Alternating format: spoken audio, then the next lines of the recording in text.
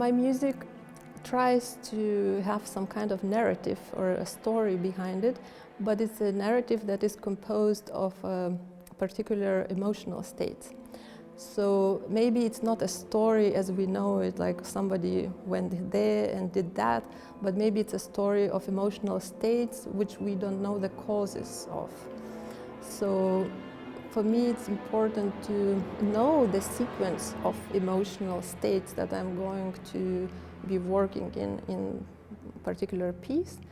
And then the transitions between those emotional states, which are important for creating the narrative and the story, the transitions have to be so seamless that listener wouldn't even know how they got from point A to point B.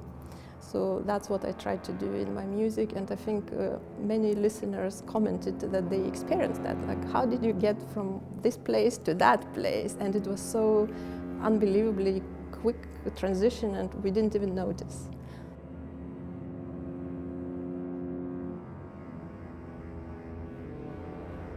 Orchestral piece with the Portuguese title SAUDADE was written in 2019, and it is again a manifestation of longing. And it's not only longing for things that we know of, not only of homeland or of the loved ones who passed away or any, but it's this existential longing for something bigger than ourselves that we all have as human beings. And somehow I felt that emotion very strongly in those days and wanted to express it. And SAUDADE became this, the manifestation of this meta-longing. It's almost like longing of the longing itself.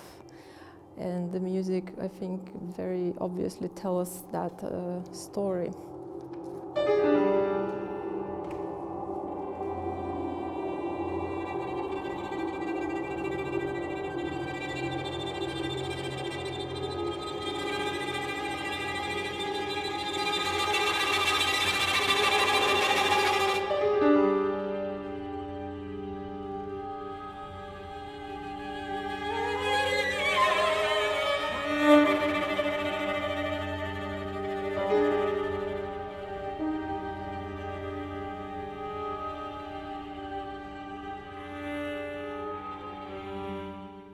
The idea or the concept of beauty in music or in art in general is very important to me, probably because this category has been completely neglected and forgotten in the modern age.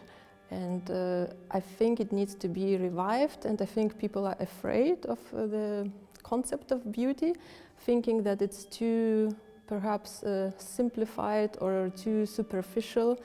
But when I think of beauty, I don't think of beauty of these days, let's say, but I think of beauty as an expression of symmetry, of some aesthetic components that make the thing very perfect in itself. It doesn't have to be beautiful that everybody agrees that is something beautiful, but it has to be a thing that is complete in itself, that creates its own world. And by doing so, it's like a separate planet, and then by doing so, it sort of creates this own fascination about this particularity of beauty. So, I mean, for me, music can be ugly, but ugly sounding, let's say, with dissonance, but if those dissonances are combined in such a thoughtful way, and if you see that it has a perfect shape, overall shape, then I would call it beautiful, even though it might stretch my understanding of beauty. But I think it's a very, very universal category, and I think it can be used and shouldn't be forgotten as it is now.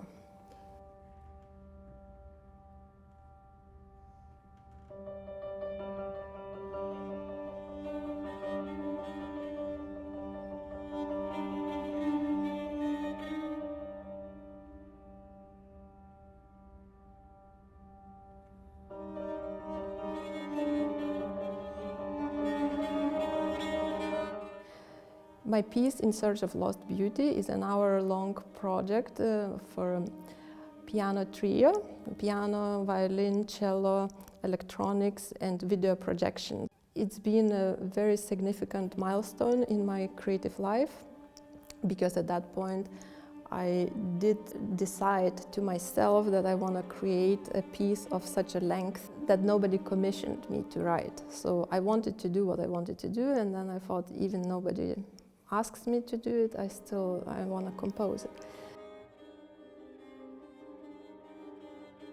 Most of the times pieces come by itself and they knock on your doors and they say, I want to be written out, so please take care of me.